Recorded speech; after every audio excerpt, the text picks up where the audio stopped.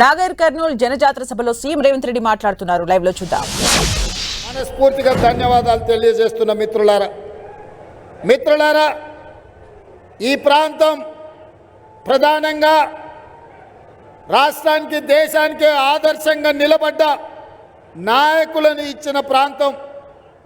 ఆనాడు బూర్గుల రామకృష్ణారావు గారు కావచ్చు, ఆ తర్వాత మల్లు అనంతరాములు గారు కావచ్చు, ఆ తర్వాత పెద్దలు మహేంద్రనాథ్ గారు కావచ్చు, ఈ తరం కీర్తిశేషులు ఉత్తమ పార్లమెంటేరియన్ పెద్దలు జైపాల్ రెడ్డి గారు కావచ్చు, వీళ్ళందరూ కూడా ఈ ప్రాంతంలో ప్రజాసేవలోనే తమ జీవితాన్ని అంకితం చేసి ఈ ప్రాంత అభివృద్ధి కోసం, ఈ ప్రాంతం యొక్క ప్రతిష్ట కోసం పనిచేసిన ప్రాంతం.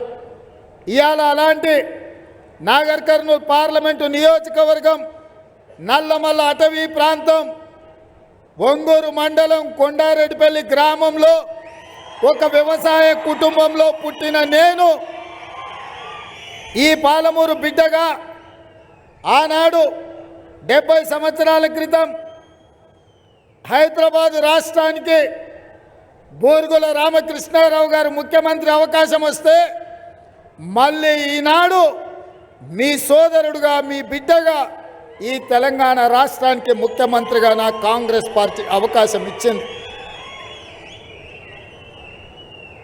ప్రతిసారి 2004లో మనకు అద్భుతమైన మెజారిటీ వచ్చినా ఒక మంత్రి పదవి కోసం 3 ఏళ్ళు నిరీక్షణ చేయాల్సి వచ్చింది. 2014లో తెలంగాణ రాష్ట్రం వచ్చినా ఈ ప్రాంతానికి మంత్రి పదవులు ఇవ్వడంలో, ఈ ప్రాంతానికి నిధులు ఇవ్వడంలో, ఈ ప్రాంతంలో నియామకాలు చేపట్టడంలో, ఈ ప్రాంతంలో ప్రతి ఎకరాకి సాగునీరు అందించడంలో తెలంగాణ రాష్ట్రంలో కూడా మన పాలమూరుకు తీరని అన్యాయం జరిగింది. చంద్రశేఖర్ గారు నిర్లక్ష్యం వహించండు. ఆనాడు కరీంనగర్లో ఓడిపోతానన్న భయంతో పార్లమెంటుకు ఎట్లయినా వెళ్ళాలని ఆ ప్రాంతం నుంచి పారిపోయి మన పాలమూరుకు వస్తే మనము కష్టపడి మన కార్యకర్తలు ఈ పాలమూరు ప్రజలు వలస వచ్చిండన్న ఆలోచన కూడా చేయకుండా తమ రక్తాన్ని చెమటగా మార్చి భుజాల మీద మోసి పల్లకిలో పార్లమెంటుకు పంపించారు చంద్రశేఖర్ రావును. ఆ మద్దతుతో తెలంగాణ రాష్ట్రం కాంగ్రెస్ పార్టీ ఇస్తే పార్లమెంటులో నేనే సాధించుకున్నా అని చెప్పిండు. మనకేం అభ్యంతరం లేదు. కానీ ఈ ప్రాంతం నుంచి ఎంపీగా ప్రజలు గెలిపిస్తే తెలంగాణ వచ్చిన తర్వాత ఈ ప్రాంతానికి ఎందుకు అన్యాయం చేసిండో ఇవాళ చంద్రశేఖరరావు తెలంగాణ సమాజానికి సమాధానం చెప్పాలి. 2009-10లో కృష్ణానది ఉప్పొంగి అలంపూరు నిండా మునిగిపోతే బంజారా హిల్స్లో తన బంగళాని అమ్మైనా అలంపూరు వరద బాధితులను ఆదుకుంటా అని చెప్పిండు.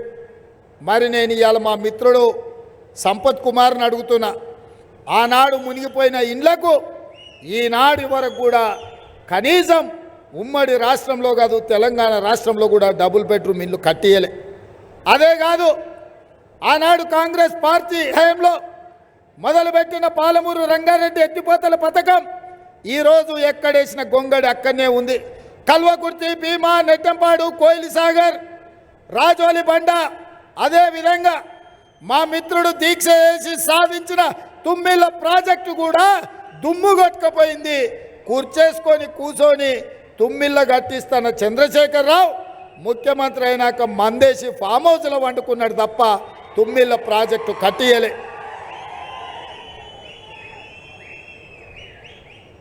ఇక వాళ్ళు అట్లుంటే ఈ జిల్లా నుంచి నిన్నమన్న పగోడి చేతులు సురకత్తులై లేక 70 ఏళ్లకు మనకు ఒక అవకాశం వస్తే శత్రువుకు సహకరించి సద్దులు మోసే కాడికి వచ్చారు.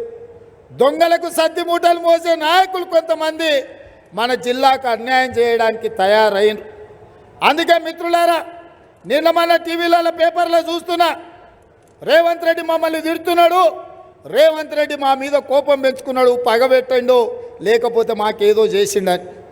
నేను ఒక మాట అడగదలుచుకున్న ఇక్కడ మిత్రుల్ని, అర్ణమ్మని కావచ్చు, మిత్రుడు ప్రవీణ్ కుమార్ గారిని కావచ్చు.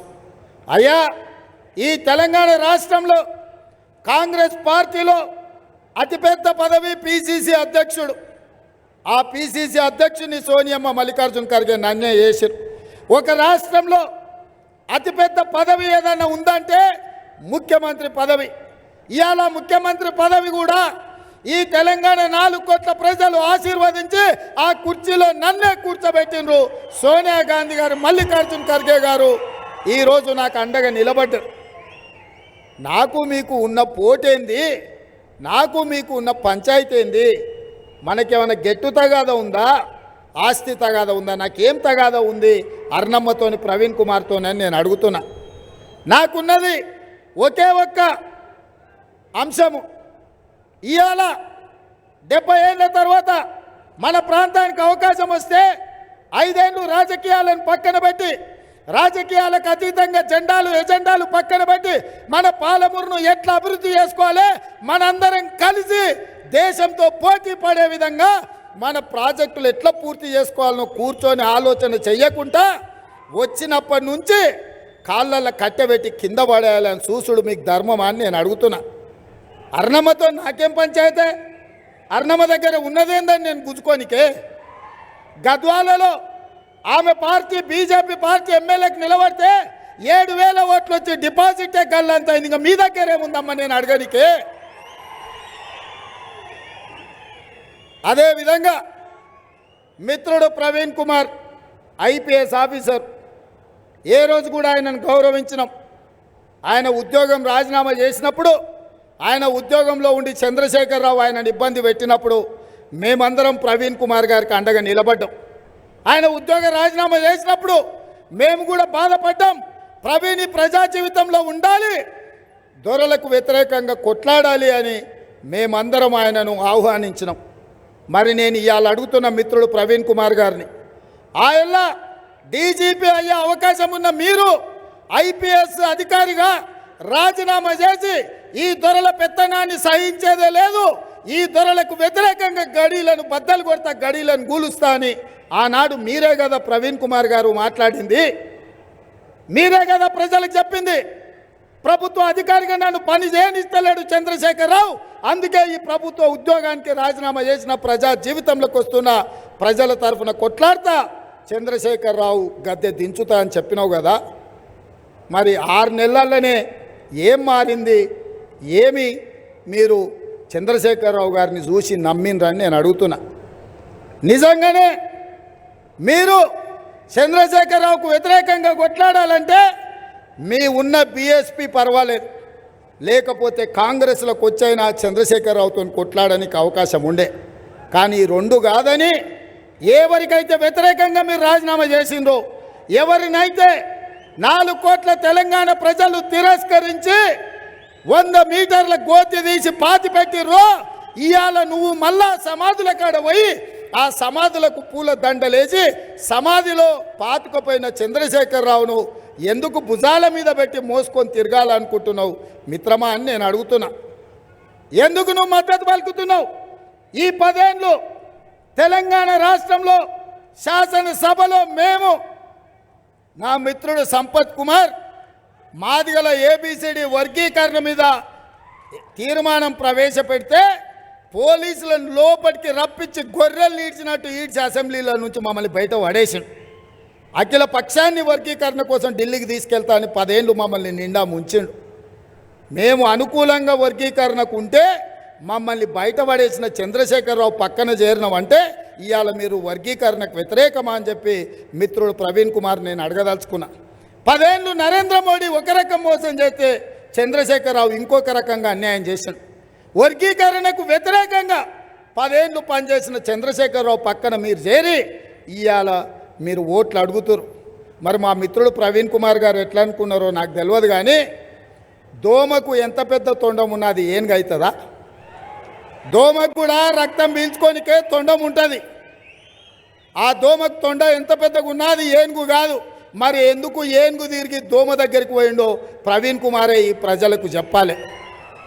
ఇక భారతీయ జనతా పార్టీ, ఇక నేను ఎక్కువ తక్కువ చెప్పదలుచుకోలే, కానీ రాములు గారికి సన్ స్ట్రోకు, కొడుకు ఇంట్లో వేసి తాళం వేసి టికెట్ తెచ్చుకున్నాడు బీజేపీలో పోయి.